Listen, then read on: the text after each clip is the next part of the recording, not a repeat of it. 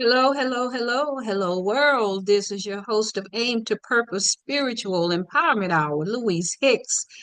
And I'd like to, first of all, thank all of my new subscribers. Thank you, thank you, thank you. Please continue to subscribe, share, thumbs up, give it a like, and by all means, leave your comments because I am going to talk about DEI. Now, I did a video, I guess a few weeks ago, maybe a month or two ago, about DEI. And I ran across this particular uh, mom and son, according to what was listed here.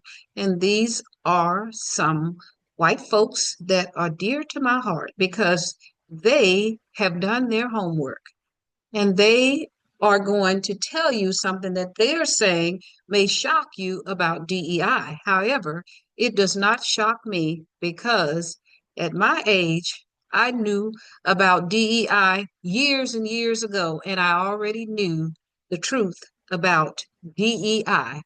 So, without further ado, let's go ahead and listen to what they have to say about DEI, which is for diversity, equity, and inclusion. So let's take a listen here, and then I will give some final thoughts and my perspective once again about DEI. So let me bring it on to you. Here we go. It's a quiz. It's a quiz for everybody out there. Who do you think benefits the most from DEI programs? Time's up. This was a real lesson for me. I was shocked by what I found. I kind of ashamed of myself that I didn't know. Hi, Mom. Hello, child. So DEI has been in the news a lot lately. We've been talking about it, but you recently came across some information that a lot of people probably wouldn't expect from DEI. What did you learn?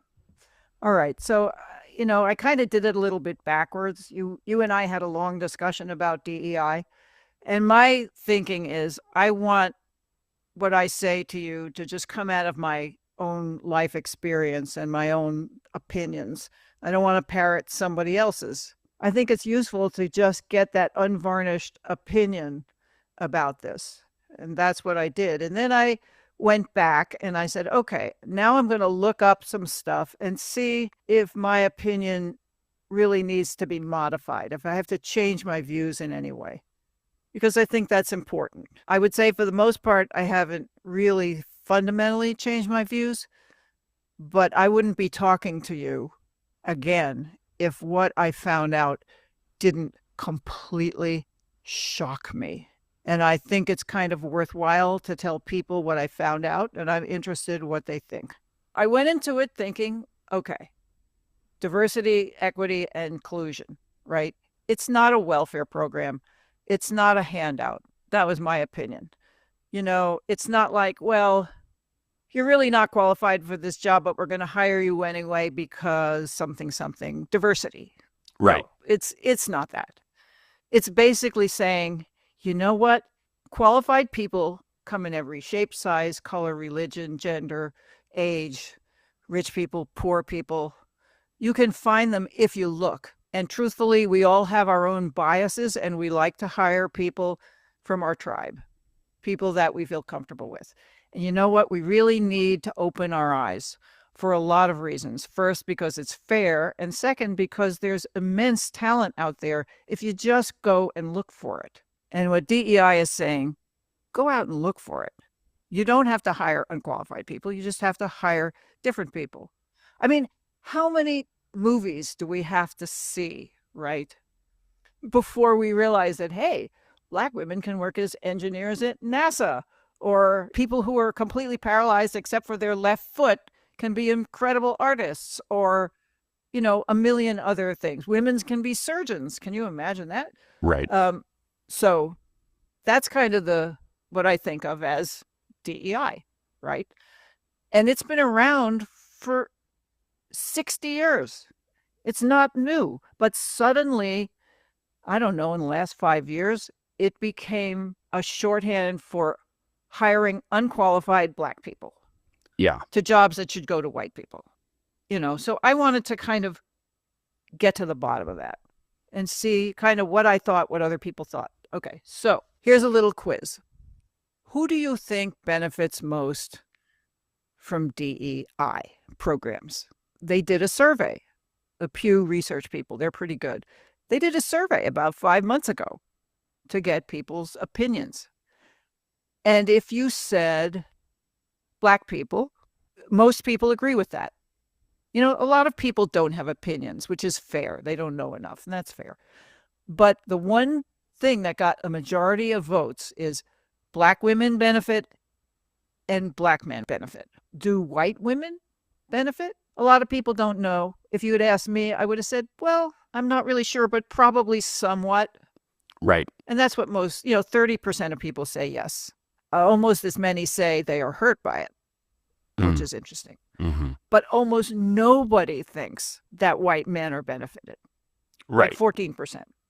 But a lot of people think that they're hurt by it. Mm-hmm.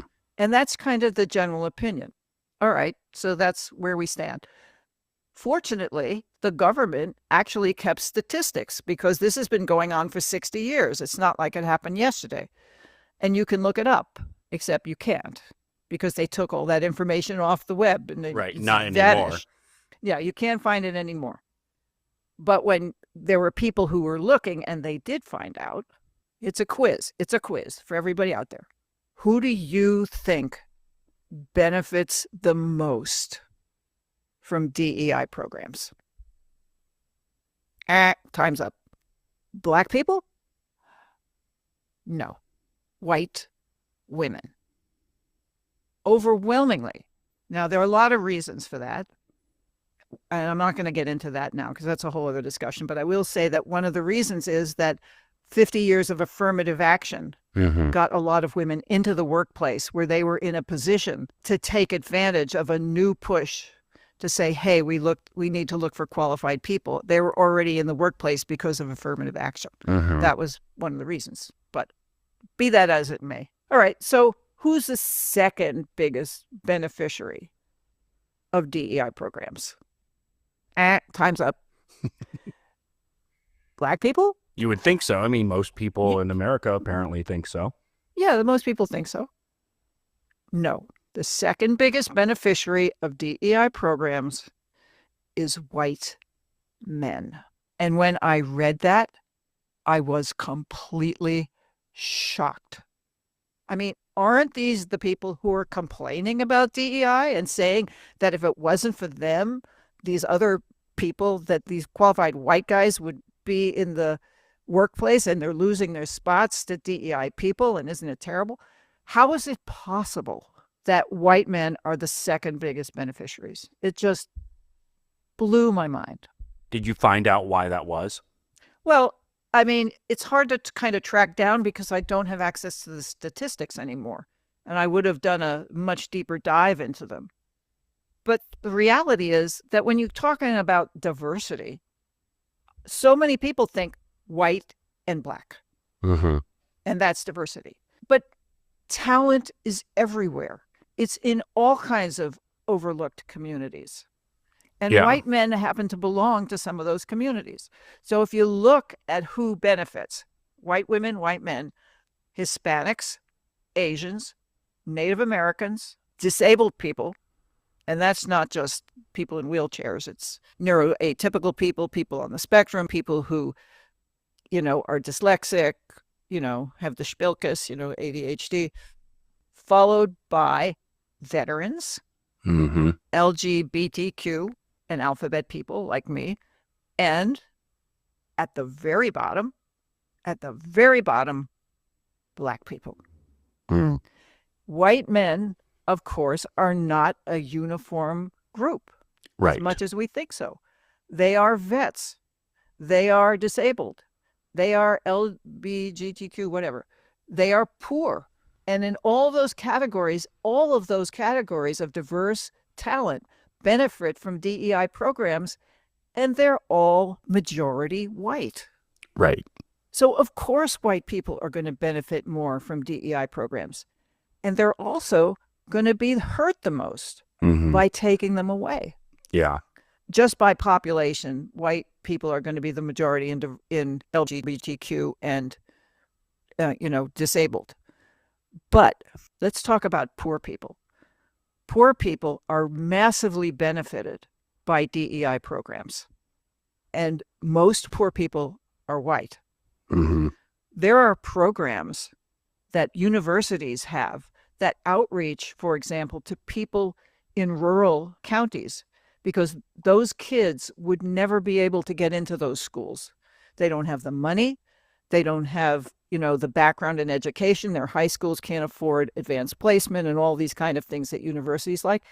These schools have financial aid packages and they outreach to those kids and they want them in their schools. Those kids might not even realize that. And that population is overwhelmingly white. And veterans, God bless every single one of them, 8 out of 10 veterans in this country are white, and 9 out of 10 are men.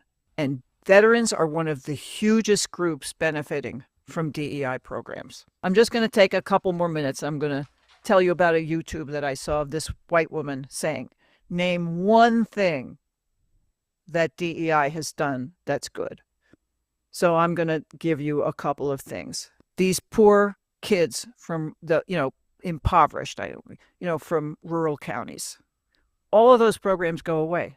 Those were getting kids who were really smart and really talented and could really succeed and bringing them into the educated workforce.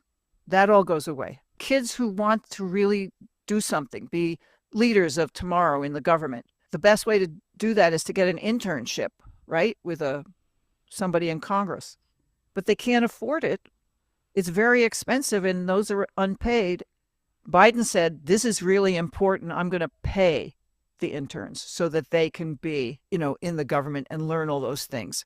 And that was a DEI program. That goes away. And all kinds of things happened because of DEI that I don't think DEI required. But once you get a really qualified person that you had never looked at before into your company, you start to realize, wow, part of the reason we didn't look was because they have special needs. Mm-hmm. For example, a working mother. We didn't like to hire working mothers. You're not allowed to discriminate, but we kind of did because we know they have responsibilities for kids. But once we hired this woman, she was awesome. She was amazing. And the fact that she had to leave early on Thursday, and sometimes she couldn't come into the office because she had to take care of the kids. We're going to make accommodations for her. We're going to have flexible work schedules. We're going to have flexible hours for her. This disabled person is so good, but he needs a special monitor or something. We're going to buy him that. All of these benefits that came to people with, who were entering the workforce because they were so good, but they couldn't do it before because there were no accommodations being made for them. All of a sudden, the companies were doing that. That all goes away unless you are protected by some other law. That all goes away. And that's another good thing that happened because of DEI. So the last thing I want to talk about is this. There is one group who is a DEI group who gets extra points when they apply for a job, especially with the federal government. They get 10 to 15 extra points that have nothing to do with their qualifications. They have only to do with the fact that they belong to this certain group. They get a leg up on every other applicant. And who is that group? Another quiz. Black people? If you believe the anti-DEI propaganda, all we're hearing is that these groups are giving special advantages and they're unqualified. Yeah. And there is one group that gets special advantages that have nothing to do with qualifications. Veterans. 10 to 15 extra points when they apply to the federal government on their application just because they're veterans. If they're disabled veterans, they get more. Did you know that 620,000, almost a third of the federal workforce, which is enormous, is veterans? And the government bends over backwards with programs for them because clearly it's a difficult situation. And I think that every red-blooded American is absolutely okay with that for all that they've suffered and all that they've gone through and all that they've given up to defend the country. But isn't it so interesting that everyone quickly jumps to think that the most advantaged group are a minority, when actually the group that's advantaged, in fact, happens to be overwhelmingly white? Mm-hmm. I mean, name one benefit of DEI. If you're a MAGA, I give you J.D. Vance, who is now the vice president of these United States. J.D. Vance was helped to get into Yale Law School by DEI because Yale University had a special, and still to this maybe don't have it anymore, but had a special program of outreach to vets. They called it the Yellow Ribbon Program after Tony Orlando, which people in my generation know. If you don't know, look it up. His song about the yellow ribbon. Yeah. So a classmate of J.D. Vance's, who was also in the military with him and got into Yale Law School at the same time as him, is on the internet right now saying, don't forget, Mr. Vance, that you and I got into Yale Law School because of DEI, because they looked at us and they said, we need a more diverse, qualified group of vets in our law school. And we went out and we reached out to them and we helped them get in because we wanted that diversity. Most universities have outreach to vets. Now, some of the benefits that vets have are not going to go away because Trump is protecting them, some of them. Yeah. But the universities don't have to have outreach anymore for vets. They don't have to make special accommodations for vets. They don't have to give vets therapy like they're doing now if they need it. All of that goes away. The group that is benefited the most is also harmed the most. And what people are basically saying is J.D. Vance is a DEI guy, and he became the vice president of the United States. You want to know what good DEI programs are? All we're asking is we want the same damn thing. If we're qualified, hire us. We're not asking for handouts. We're asking for fairness. And it should bother every American that what Donald Trump is doing is firing people who are completely qualified for their jobs so he can replace them with unqualified hires whose only qualification is, do you think that the election in 2020 was stolen? Answer, no, you're not going to be hired. Answer, yes, you're hired. Are you qualified? Who cares? Do you go to high school? Who cares? Can you read? Who cares? As long as you're a bootlicking sycophant. That's all. And that's our tax dollars at work. I have to raise my hand and say I had wrong opinions about DEI. They were completely wrong. To some extent, I fault the Democrats, really, who should have stepped up and said, what are you talking about? This is all lies. How dare you? Yeah. You could have had a Democratic Party that full-throatedly defended DEI and talked about how various groups actually benefit from it, talked about the barriers that people face in terms of fulfilling their full potential, and showed how these programs are designed to create fairness. And they didn't. So where was I going to get the information? Who has time to go on the internet and do what I did? A lot of people don't. Yeah. I mean, this was a real lesson for me. I was shocked by what I found.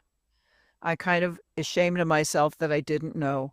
I think it really changed the way I thought about it, and it made me realize how they took a great program that helped millions of people, especially white women, enter into the workforce and was turned into a weapon so easily that targeted minorities in a completely undeserved, unfactual way. That was a really hard lesson to learn. You'd think I would know. Well, you've done the work now, and now you know, and we're going to try and let other people know too. Exactly. Thank you all so much for watching this. We are experimenting a little bit with the channel to do this shorter, more pointed topic. Let us know what you think of that, and if you want us to keep doing stuff like this in addition to our full episodes, make sure to like, subscribe, comment, and check out our Patreon, and we'll see you soon. Okay, let's stop here and let's move forward. So what they said, I've done my homework too. Plus, I've lived through the affirmative action age, as well as the so-called DEI age. And I have never gotten a job based on anything other than my qualifications. However, I have worked in a workforce where I have seen exactly what they're talking about. And you can go online now and look up these statistics in the Department of Labor because statistics are still out there. And white women have benefited more than anybody else based on this so-called DEI program. And I know I have experienced it when I was more than qualified for jobs and was passed over by white women that had no college education, and I have a college degree, a bachelor's of social work, honor student in high school, and it's amazing how I saw all of this in the workforce, exactly what they were talking about. Because it happened. And that movie she was talking about, I believe it most likely was Hidden Figures. And I'm going to share something else with you here quickly because it depicts exactly what she was talking about. So let me share this quickly because here you can see where the DEI program, where it really, they're telling the truth. Mom and child. And I had a mom and child show where we went into the studios in California, myself and my son. It was called at the time Aim to Purpose, the radio show, with myself and my son, who has his own podcast now, The Kinetic Hour.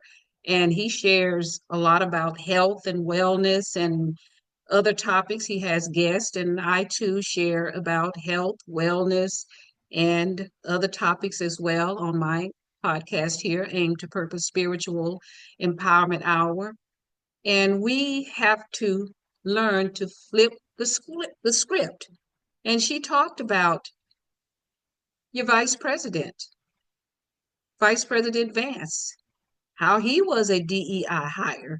And there's other information if you go and do your research where a lot of the rich folks, and not too many Black people are rich now, they're even buying their children into these Ivy League schools.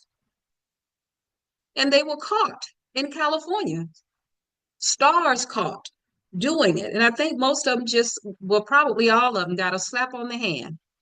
So when you talk DEI, you need to educate yourself because many people do think like that. They think that we as Black people got all these benefits from the affirmative action as well as DEI, when that is the farthest from the truth. Because when Black people are hired, you can bet 9 times out of 10, they are qualified and in many instances overqualified. And I've been in that position, overly qualified. I've also been a hidden figure right there in the county of Los Angeles, where I implemented a comprehensive computer training program back in the 80s. And probably now nobody would tell the true story, the truth about who implemented the first countywide comprehensive computer training program where other departments were calling myself and my staff so that we could assist them in implementing their program. And these are when personal computers were just coming out back in the 80s. So, and I'm pretty sure she was talking about that movie, Hidden Figures, with these Black women who were just academically super dynamic smart, running rings around white men who were doing everything they could to sabotage them. And I've been there and done that too in the county of Los Angeles, where I was with a group of men, being in computer science and an analyst. So this stuff happens every day. So when they talk about DEI, do your research, do your homework, flip the script. And when you do your research and your homework, you will find out the truth. And these are truth tellers because they did their homework. This woman did her homework and she knows the truth. And that's what we need to be. We need to talk about the truth. And that's one of the things that I admired so much about Super Bowl 59, where Kendrick Lamar put on a brilliant halftime show where he didn't just perform, he made a profound statement about racism in this country. And Black people have been in the forefront of it for almost 500 years. And I never call myself a victim because I don't consider myself a victim because I believe in commitment, courage, and dedication. I believe in speaking up. I don't believe in what white people believed in, free labor, because they were too lazy to work back in slavery. That's why they took on slaves. We didn't come over here voluntarily like a lot of these people are out here pleading and crying now who came into the country illegally. We didn't do that. Our foreparents were forced to come here, forced to work for nothing. And now these people have, the MAGA people have the audacity. And it's not all white people that's doing this or saying this. There are some that aren't, but the ones that are have the audacity. And I just did a previous podcast too about the Super Bowl 59 and how a lot of people are mad. Now, I know there's some, I'm going to do another podcast. Well, I do them all the time, but anything that catches my eye that I think will benefit to bring some type of peace and harmony, because America is so divided and there's so much hate until it's killing all of us, this hate. And what we have to do is not, as Black people, allow the white people who think this way and feel this way, that we are the ones benefiting from DEI. You need to get some therapy or go do some research. Do your homework and you will find the truth. I didn't have to do any homework, although I did, because I've lived this. I'm just about 74 in a couple of weeks, and I've lived it. So I'm speaking from not only history or historical facts, I'm speaking from experience. Here we are in the 21st century, 2025, and this stuff is still going on. It is utterly ridiculous. So, with that said, I'm not going to continue and carry on because I'll have other videos to come, more to come. And again, I'm Louise Hicks, your host of Aim to Purpose Spiritual Empowerment Hour. Please subscribe, share, thumbs up, leave your likes. Of course, leave your comments because I'd like to hear your thoughts. What do you think about this video where this woman did the research? And that's what we have to do. Stop sticking your head in the sand and acting like these things don't exist, because they do. And these lies is what is dividing this country and hurting this country.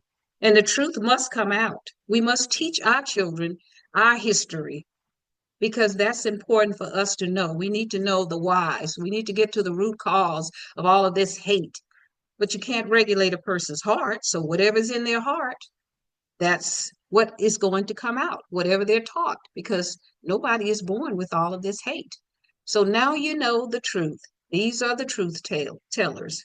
So with that said, one thing I always leave with you: your power lies within you. Let it loose because your destiny is your command. And for those of you who are living in fear, flip the scripture. First Timothy 1, 2 Timothy 1:7. For God has not given us the spirit of fear, but of power, love, and a sound mind. Let's use that power and that sound mind, because that is what brings about love. Again, Louise Hicks here. Share, share, share. Subscribe, subscribe, subscribe. And until the next video, much love. And see you in the next video. Thank you for watching, and the best to everyone, and success to everyone. Because again, your power lies within you. Let it loose, because your destiny is your command.